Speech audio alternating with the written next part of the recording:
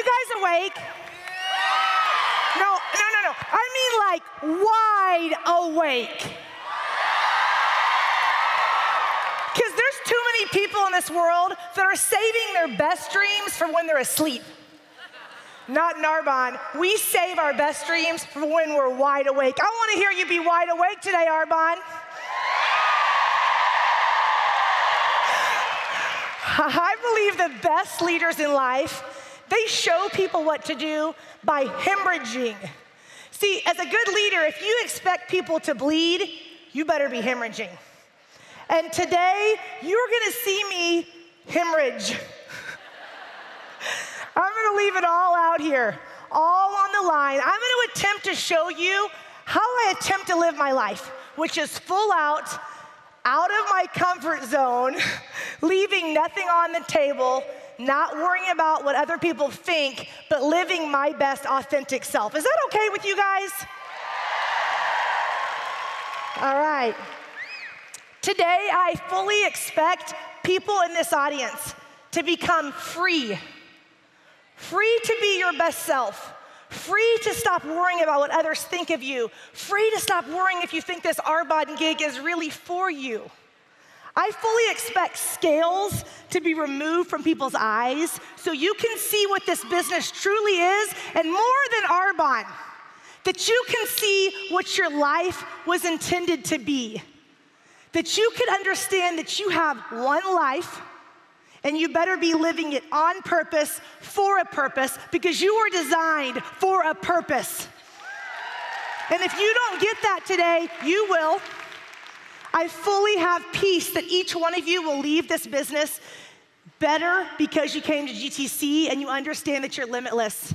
And you leave this arena different today because you see who you are and you see your unique self. So a little bit about me. I have an amazing family. I have an awesome husband that's a rock star and a rock for me.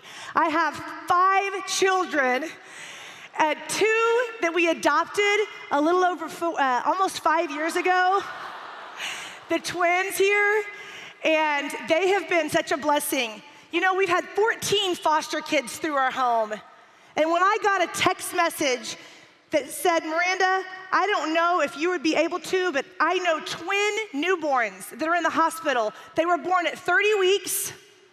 They were drug, alcohol babies, meth, heroin, and cocaine specifically, and they're sitting in the hospital with no one to take them. Do you know of anybody? Well, I had 3 biological kids and 3 foster kids in my home at the time. Everywhere we go, people count and look at me. I'm like, yes, those are all mine. Some were on their way out, though, and I talked to my husband about it, and he said, Miranda, we're in the building mode of Arbonne. I don't know if it's a good time. And I said, you know what? When is a good time? When is a good time to do anything? We got to live our life full out and be obedient. So we took these twins in. I flew on a plane to GTC 2 days later. Good luck. But you know, I don't like excuses. I could make an excuse, well, I would come, but I can't, I just got these twins. No, because I added 2 more reasons I better be on that plane learning to be my best.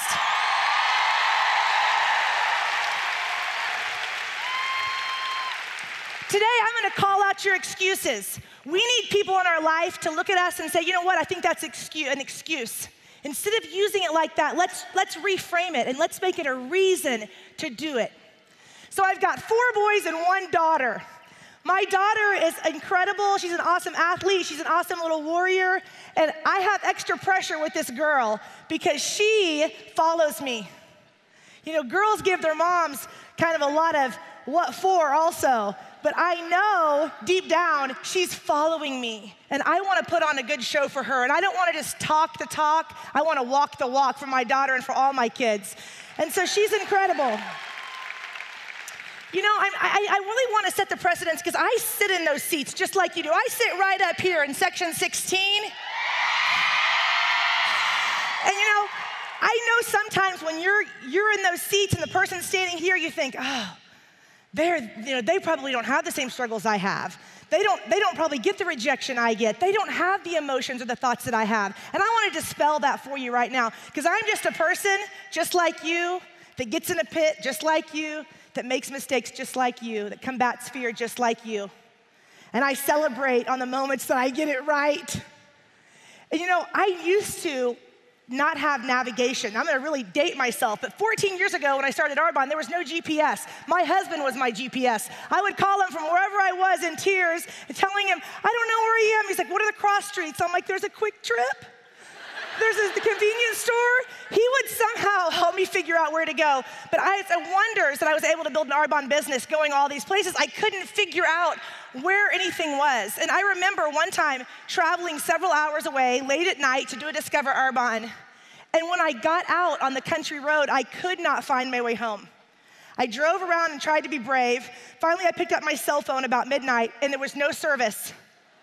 And I thought, I'm gonna have to park my car and wait till morning.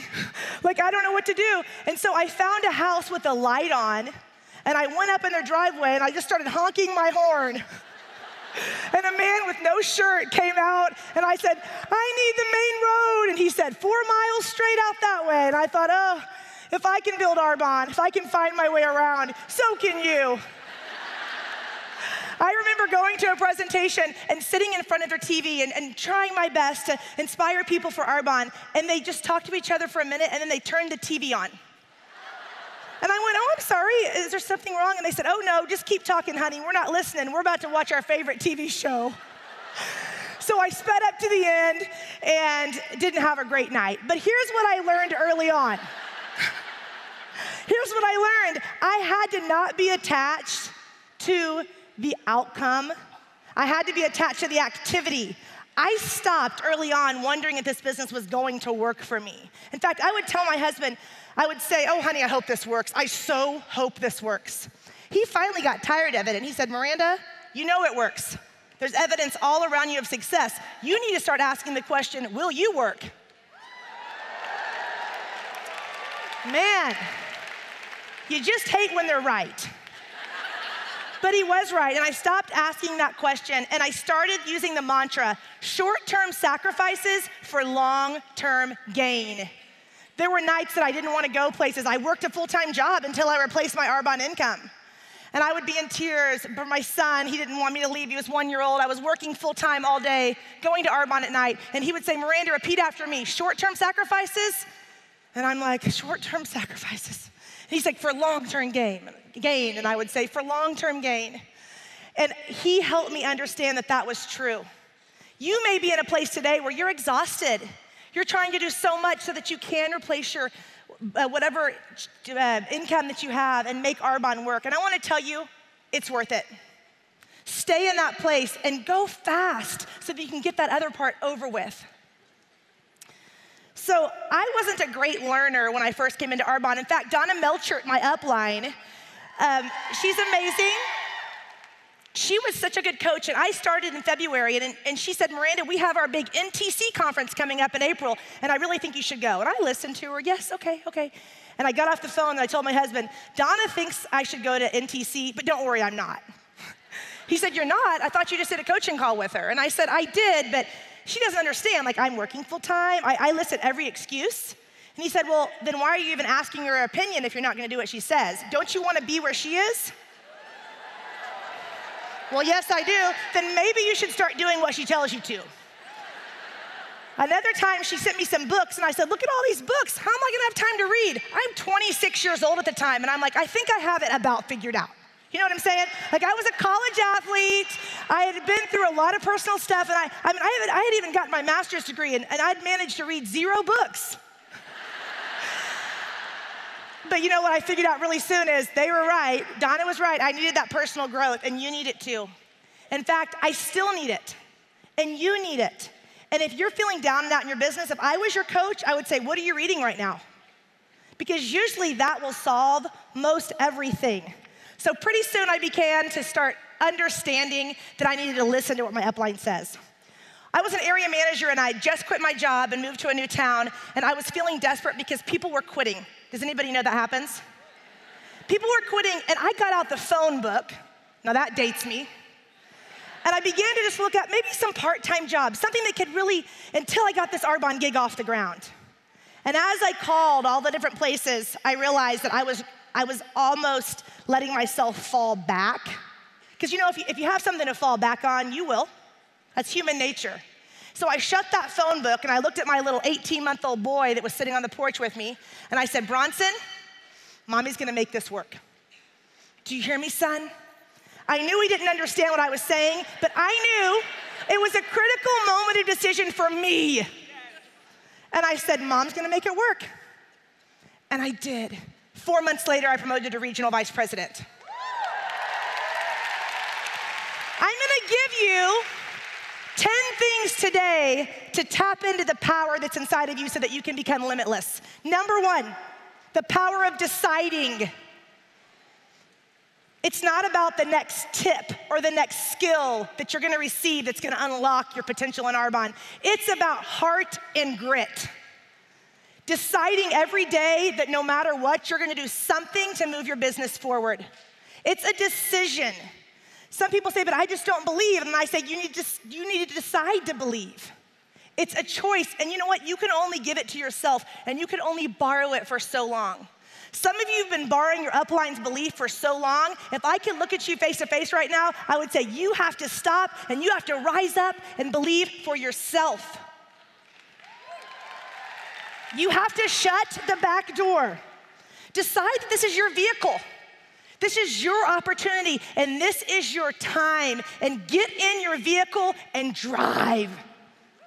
No one can get in your seat, the driver's seat, unless you allow them to. So get in it and drive it to where you want to go. Success is not owned, it's leased. And rent is due every day. So pay the price daily by making a decision. Number two, the power of an invitation. You have to decide that, first of all, it's worth it for you and it's worth it for others. And then you have to begin to invite people to look at your business and the products. You guys, if you had a $10,000 envelope that I gave you with cash, and I said, you can go give this away to as many people as want to accept this $10,000 envelope, I don't think you'd be saying, well, not right now because it's dinner time. I don't want to call right now because it's late. Well, Sunday, people are getting ready for work the next day. You would be going, I'm gonna call everybody as much as I can, as late as I can, because I have an opportunity to give them this envelope, $10,000. Would you not do that? Would you be debating, what should I say when I call them? You don't care. You have so much enthusiasm because you know the power of the gift of that money. How many of you know that Arbonne is worth more than a $10,000 envelope? It's worth more. And I'm not just talking the money, I'm talking everything else that you receive when you give this gift away. I want you to start inviting people like you have that money. Because guess what? You can't give them $10,000, but they can do it for themselves. And we have that gift. My son, Brax, he's 10 right now, and he has been obsessed with dollar coins and all kinds of weird coins for years now. And everywhere we go, he would embarrass us. We'd be at the grocery store, and I'm like, where's Brax? And he's like, ma'am, excuse me, I know you're shopping, but do you have a dollar coin? And I'm like, come on. We were at a football game one time, and he was like, Mom, I don't want to watch this football game. Can I ask for dollar coins? And a man had just been really rude to him. He actually, when we walked in, he said, hi, sir, do you have any dollar coins? Here's the football game. And the man goes, do I look like I have dollar coins? And he goes, well, I don't know. That's why I asked. Thank you so much. Well, at the end of the football game, he comes up, and he has this handful of dollar coins. And I'm like, where did you get those? He's like, I just asked everybody. And I thought, that's my next Arbonne training. He's looking for something, and he realizes what he's looking for is out there. He's just got to find it. I wish you could even see Brax in person because he's so cute. He's so inspirational. You would just... Mom? Brax? Is that you? It's me, Mom. What are you doing here? Well, I thought this would be a really good place to get a lot of dollar coins.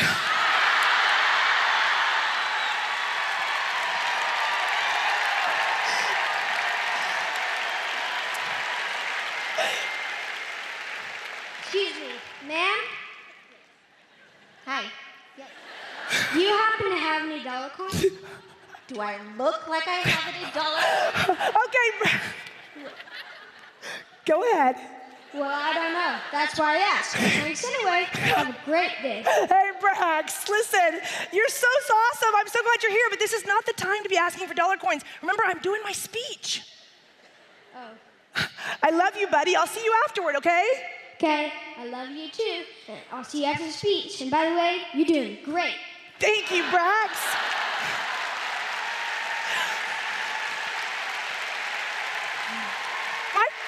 My kids are such inspirations in this business, and Brax drives me every day to remember to ask for what I want. And I hope that you remember after seeing Brax be brave and ask for what he wants, that you'll do that too. If a 10-year-old little boy can go after what he wants in life, even if it's a dollar coin, I think that your dreams are more important than that, don't you? Number 3, the power of the mental edge. As a woman or man thinks, so are they. That's a truth. Our mental attitude is everything in this business. And most of the time, our self-talk is so sabotaging and we don't realize it. I have self-talk that I say every day, like I'm a leader. I tell other people what I'm doing, they want to follow, and I show them, and they're successful. I'm on a mission. I want to help people dream wide awake. I reap what I sow, and I'm sowing good seed. Everybody has an invisible sign that says, make me feel important. I speak to their sign. I say what I want every day, even on days that I don't feel like it. That's the power of the mental edge. I repeat often, if I want to be great, I'm going to serve many. I have to remind myself about my mission through the power of my mental edge. This business is a long-term trade-off. You're going to trade things in the short term for things that you want later. See, in life we say a lot, I want this, I want that. I don't want to hear about what you want. I want to hear about what you're willing to do to get what you want. Because, my kids are athletes, and they'll say, I really want to be great at this or that. And I always have the conversation, how many other kids are talking to their parents that they want to be great at that? Everybody is. Everybody wants something in life, but it's a very small percentage of people that actually are willing to do what it takes to get what they want in life. Let's be people that don't just want something, but we're willing to pay the price for it. In 2008, I had Brax. I have 2 other children that are older than him. Where my husband had just got a head football coaching job, and life was crazy. I had a lot of hormones going on after having babies, and I started to see a decline in my business. In fact, I had whole legs dropping off rapidly. I had driven to Iowa every 6 weeks for a series of months, promoted out a new RVP, and within a few weeks, she quit her business. She left a thriving business. I tried to save as many people as I could, but within a few months, that leg was doing $5,000. My business began to decline very rapidly, and although I wanted to hold on to it, I had lost my mental edge. See, I knew what to do, but I had forgotten what it took to do it. I would talk to people about the business, I would share products, I would ask for one-on-ones, and I wasn't having the success I once had. So that was a vicious cycle. Has anybody ever been in that cycle? Well, now I can't do it, I can't get back. When you start saying I can't, guess what? Whether you think you can or you think you can't, you're right. And I began to be right about my business, something I didn't want to be right about. But for 5 years, my business took a steep decline. I began to try to think and scramble of things that I could do, but I wasn't sure. And I wanted to tell you, I lost 72 area managers or regional vice presidents in my success line. Since 2004 to now, 72. I actually went through and wrote down all those names, and the emotion that came out of me as I wrote down the names of people that I hoped and dreamed with one day would do this business full out, become national vice presidents, I lost them all. But you know what? Just because they left doesn't mean I had to, and just because they ended their Arbonne dream didn't mean I had to. And I had to start asking myself, am I worried about what they're doing, or am I wanting to do and pursue what I want in my life? I can't let them dictate how I'm gonna build this business. So I have a critical decision for you, and it was a critical moment of decision for me. If you lost your best leg, national vice presidents, if you lost your best person right now, your strongest leg, would you stay? How about if you lost all of your legs? What if you went down to a team of 1 again? Would you stay? You have to be able to go, yes. You can do it through gritted teeth and teary eyes, but you still have to be able to say, yeah, I would stay.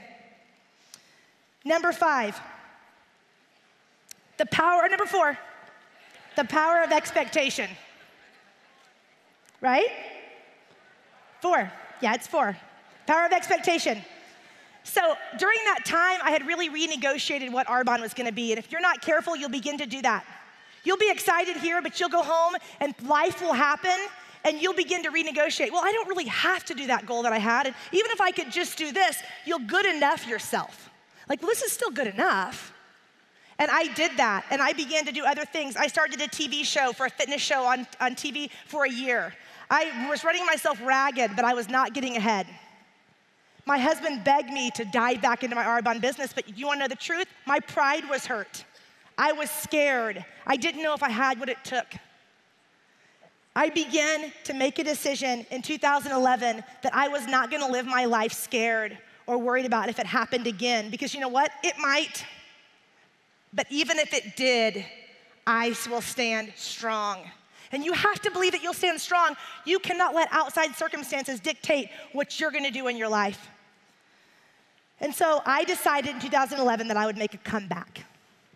And I'll talk more about that later. Number 5, the power of your story. All of us have a story, right? And we all need to be living it out authentically. You know, you might as well be you because everybody else is actually already taken. So you have the pen, you hold the story for your life. And many of you right now have given the pen, probably even subconsciously, to someone else. Right now in this moment, will you take your pen back? It's your life, it's your story. You get to decide what you want this business and what you want your life to look like.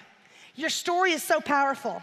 You're gonna have highs, you're gonna have lows. That's inevitable, but you have to stand strong.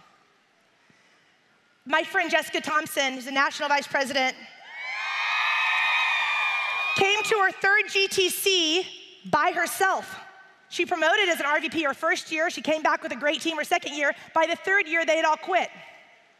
I remember passing her in the hall and seeing tears, and I'm like, Jessica, she's like, it's okay. I'm here and I'll stand. And she said, it's not the end of my story, Miranda, it's the beginning. And as you watch this video of Jessica, I want you to ask yourself, is this the end of your story or is it just the beginning? Hi everyone, my name is Jessica Thompson. I will never forget the 3rd GTC that I attended because I came alone. And yet just 2 years before, I had attended as a brand new regional vice president with an entire team and was even recognized from stage. And yet now I found myself coming back alone. It was excruciating. I cried a lot. My pride was hurt. Any amount of self-belief had almost completely disintegrated. And yet, I remembered that I had once believed that Arbonne could be the vehicle that could make my dreams a reality. And I chose to believe that truth again. I'll never forget coming back to my hotel room and looking at myself in the mirror with tears in my eyes and saying, this is not the end of your story, Jessica Thompson. This is just the beginning.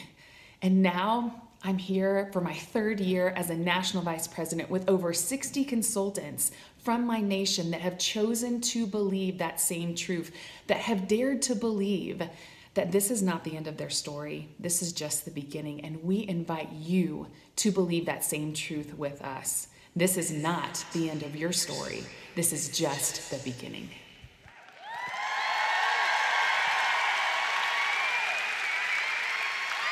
And this is just still the beginning of Jessica Thompson's story. In 2011, I decided to make a comeback. I lost my nation at the end of that year, but I'd already decided it was okay and I was gonna get it back. I was truthful and honest with people. I let them know I had renegotiated it in my head, and I was honest with them that I said I lost my middle edge, but I learned from it, and I was gonna build back, and I was gonna build back stronger. Lost my nation in 2012, regained it at the end of 2013. And I wanna show you my income growth from 2011 to 2017. And later I'll talk about what this income has done for our life. But what if I would have quit on my income, whenever my commission check was going down and down? What if I would have quit? I would have missed out on this 5 years of significant growth and blessings for my family and for others.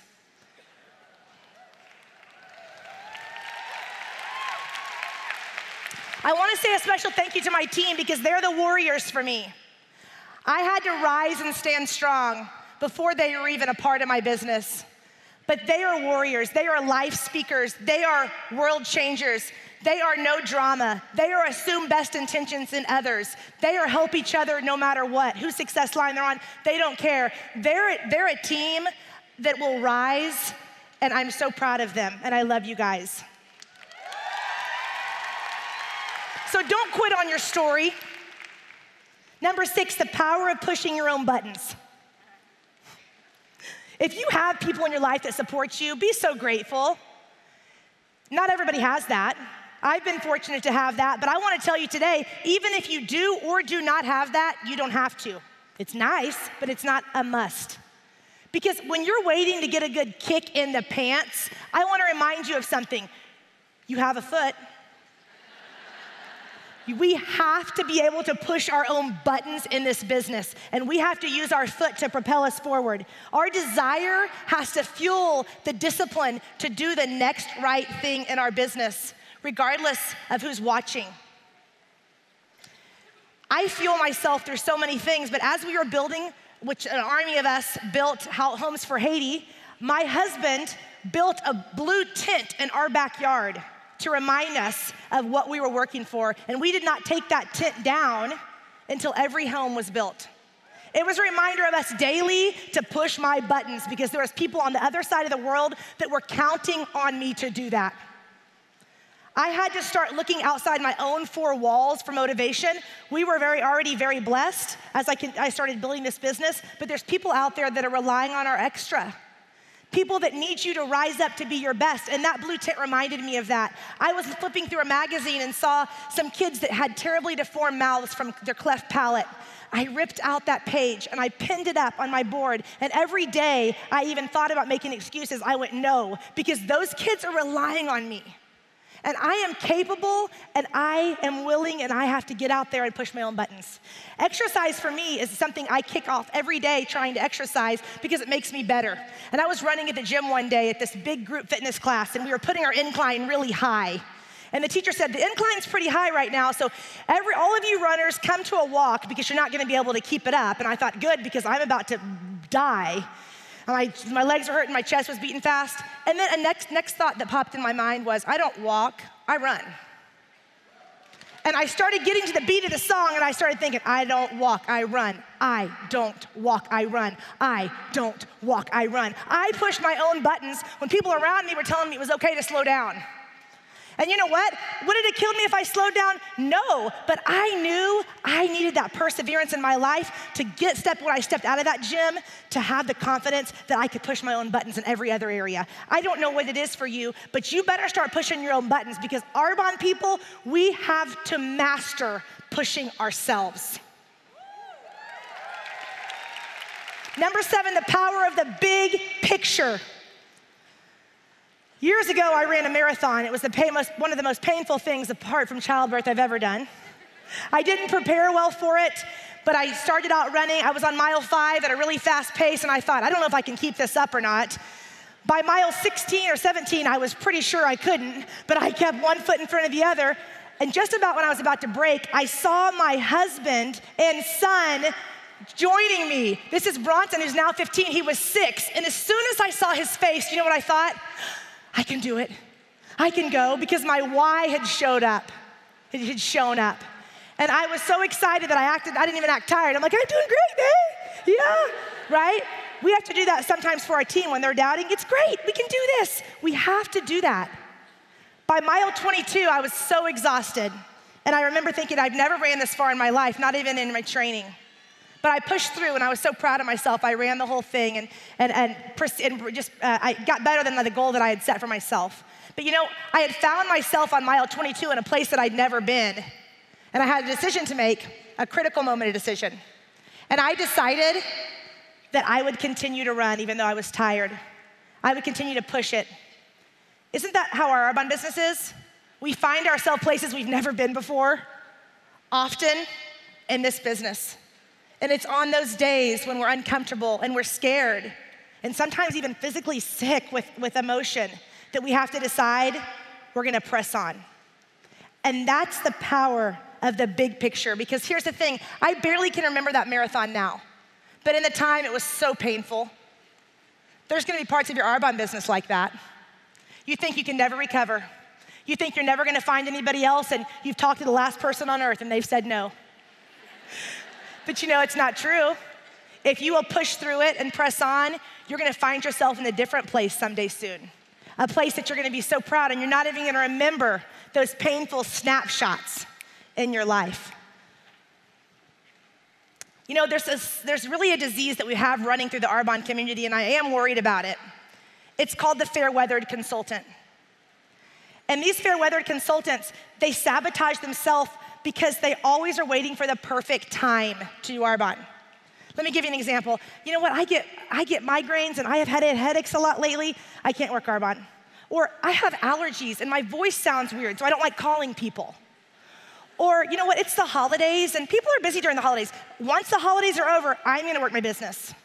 You know, my spouse is out of town a lot right now, and maybe once he starts, being more active, then I'll work my business. Once I learn more about the products, and there's new products now, it's gonna take a lot longer now, but maybe then I'll work my business. Do you guys get it? Well, how about this? How many of you guys, here's a newborn baby on the front row. How many of you guys have ever had to take care of something like a newborn baby that needs you no matter what? Why don't you try to look at that baby and say, you know what? My allergies are acting up. And actually, it's summer, and I'm sleepy. It's hot.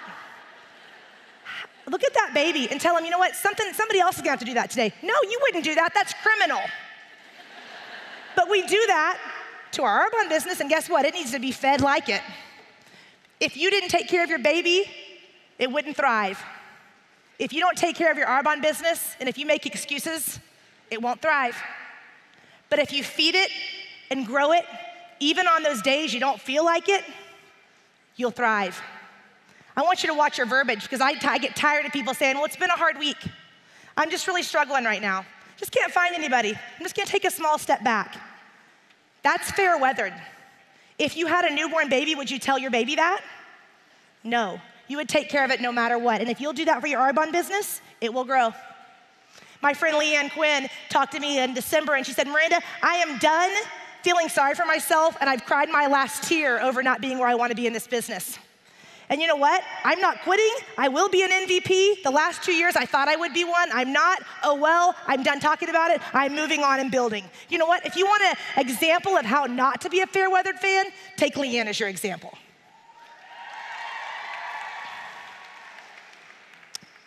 Number 8, the power. Number 8? Okay, number 8, the power of courage. My son Bronson quit wrestling when he was 7. He'd wrestled for a few years, but it wasn't fun for him anymore, so he decided to go to basketball. But whenever he was a freshman, he's still only 5'2", he's a freshman now, he realized that basketball's not so fun at 5'2" as a freshman. So he decided to go back to wrestling. He had to take a lot of courage. He was undersized. The smallest wrestling weight's 106 pounds. He weighs in at about 95. Well, if you know about wrestling, they like to drop weight. So he was wrestling kids that were weighing in about 120 that were dropping down to 106. He was underskilled, undersized, but he had courage. If we do that in our Arbonne business, even when we feel underskilled and undersized or under whatever it is, if we take courage, you can build it. My favorite book says that we have to take hold of courage. So if we do that in Arbonne, our life will look so much better. Faith is actually the substance of things hoped for and the things not yet seen. And I hoped and prayed that Bronson would thrive in wrestling, even though we hadn't seen it yet. So I want to show you, if I'm talking a little bit about wrestling here, you have to understand that in wrestling, they try to get you on your back to pin you. It's called a pin or a fall. They have to put both shoulders on the mat. And when Bronson first started wrestling, it was not a highlight reel for him. And so I want to show you his first few months in wrestling this freshman season, being undersized and underskilled.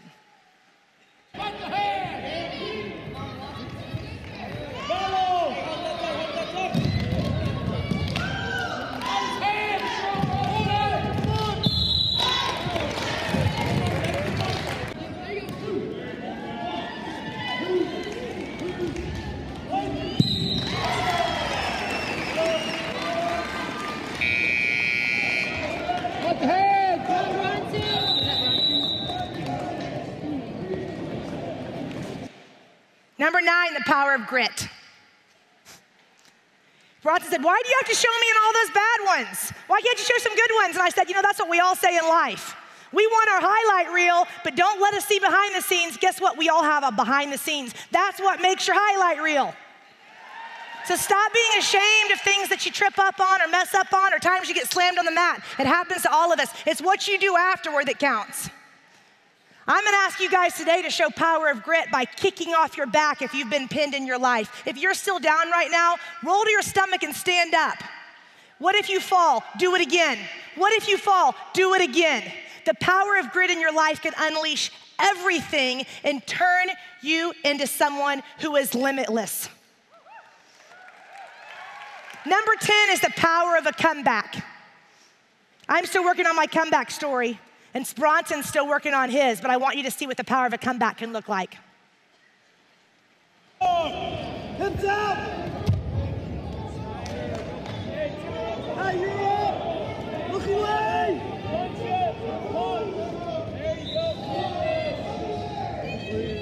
Keep coming!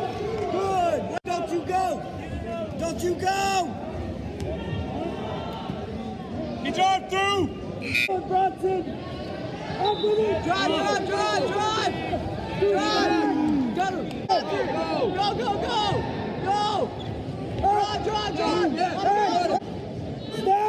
Drive! Snap! Go! Hey! You can do this! There you go! Good! Keep him in! Two! Just 9 seconds! Stay down the line! Lock it up! Good! Let's go!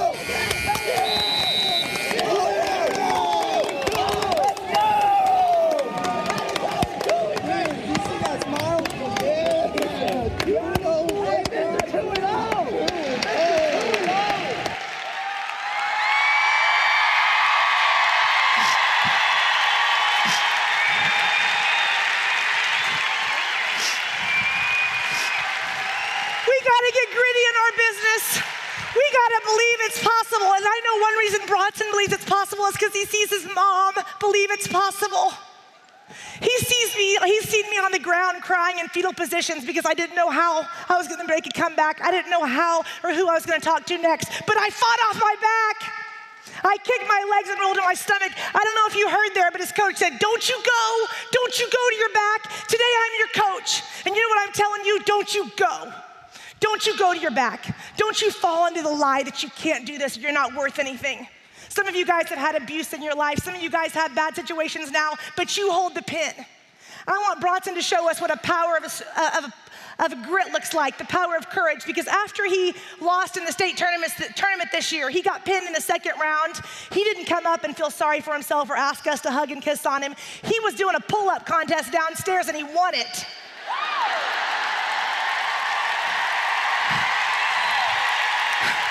I said, son, what are you doing? Why didn't you come up? We miss you. We're so proud of you. He said, I'm not here to be coddled. I want to win, and I'm a champion. I got out today, but I will not get out in the future. And I wanted to win at something, so I did. So Bronson, can you show us your best? You show us the power of grit. You show us the power of determination. You show us being fearless.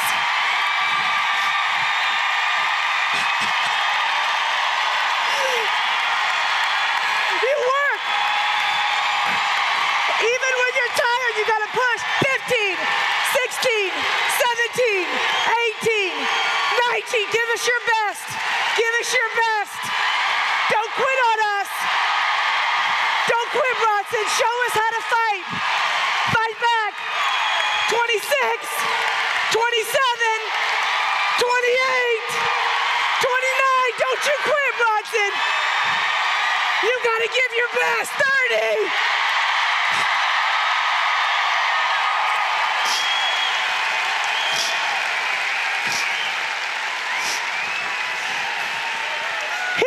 Pull-up contest with a broken finger, bloody hands. As a mom, I wanted to call him and say, don't do that, son. But as a champion, I looked at him and I said, I knew you had it in you and I know you have more. And I say that to you, I'm proud of you today, Bronson. You're gonna do great and mighty things in your life because you're a warrior and you have grit. and you face fears, and each one of these people out there, I believe the same about them. I believe that we're going to rise up as a company to do great and mighty things for this world, and we have to do it by starting with grit. We have to know the power inside of us, just like Bronson at 15 years old knows the power. He's undersized, he's underskilled, he gets overwhelmed, he gets scared, but he presses on. You're like, thanks, Mom. I appreciate that. I'll tell you, vision is huge. Vision is huge. This kid, his coach spoke over him that he'll go to any college he wants, Division I college on a full scholarship and be an All-American. And I said, you will? And I want to speak over you. Whatever you decide in your life that you want, you can get it. You have to encompass these principles of the powers that I talked about today to be limitless. I have one more surprise for you today. I told you that I'm in a hemorrhage. I'm going to be uncomfortable because I'm asking you to be uncomfortable. I'm asking my kids to be uncomfortable. They do it afraid. And right now I'm going to ask you to don't stand down.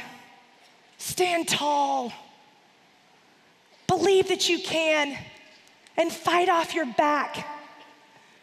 I don't care who quits your business. As long as you don't quit, you're still in business. I want you to understand the power of being limitless in your life starts with you making daily decisions. So don't stand tall. Stand down and be fearless. I love you, Arbonne, and I believe in you.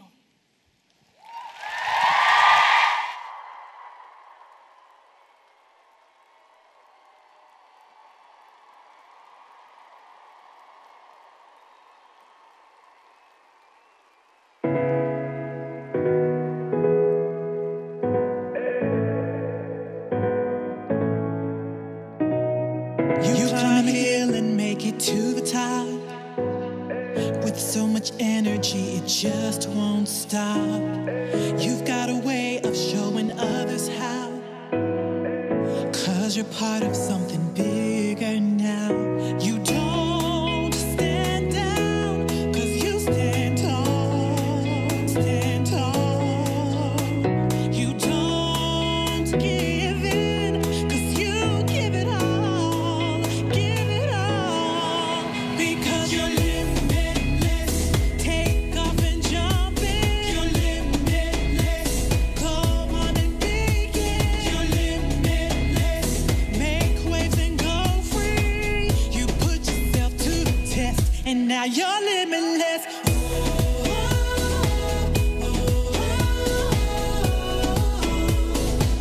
And now you're limitless.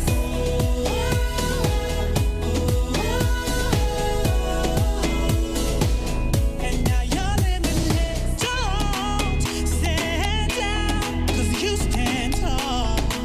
Stand tall. Oh, you don't give in, 'cause you give it all. Give it all.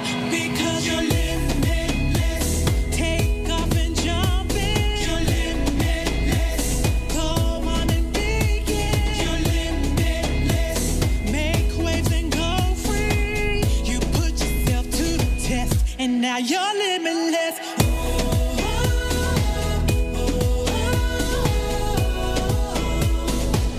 And now you're limitless.